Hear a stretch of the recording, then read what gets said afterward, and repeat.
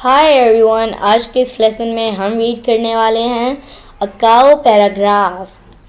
तो वीडियो को अंत तक ज़रूर देखिएगा। वीडियो पसंद आए तो इसे लाइक शेयर ज़रूर कीजिएगा, और अगर आप हमारे चैनल पर नए हैं तो हमारे चैनल को भी सब्सक्राइब कर लीजिएगा इसी तरह की मज़ीद इंग्लिश वीडियोस के लिए।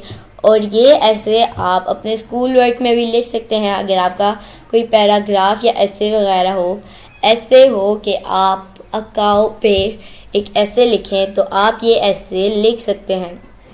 चलिए शुरू करते हैं आज का lesson. I am a cow. I am a cow. I eat grass. I eat grass. I have two horns. I have two horns. I live on a farm. I live on a farm.